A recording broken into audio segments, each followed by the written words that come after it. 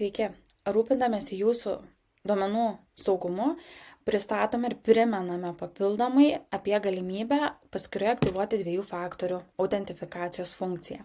Ką tai duoda? Su šios funkcijos pagalba prisijungiant jums prie paskyros bus prašoma suvesti koduką gautą elektroniniu paštu arba iš programėlės, priklausomai nuo kurį būdą jūs pasirinksite. Tai yra toks papildomas apsaugos lygmuo. Tai kaip tai aktyvuoti? Keliaujame į mano paskyrą skiltį ir įsijungiame 2 faktorių autentifikaciją.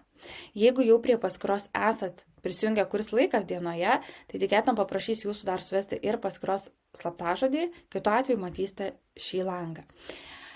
Pasirinkite, kuris būdas patvirtinimui ir koduko gavimui jums priimtinesnis, ar paštu laiškas kiekvienu prisijungimo atveju, ar autentifikacijos programėlė, kurią galėsite parsisiųsti iš parduotuvės, ar ne?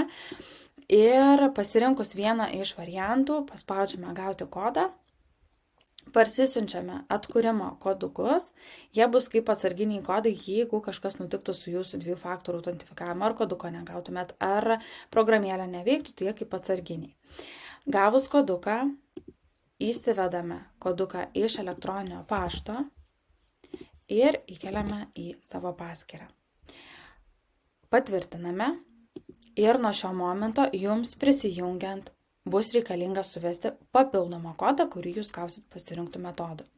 Jeigu vis tik norit galiausiai išjungti 2 faktorių autentifikaciją, galėsite tai padaryti vėlgi mygtuko paspaudimu, bet kokiu atveju rekomenduojame šią funkciją aktyvuoti, taip užtikrinant didesnį saugumą savo duomenim.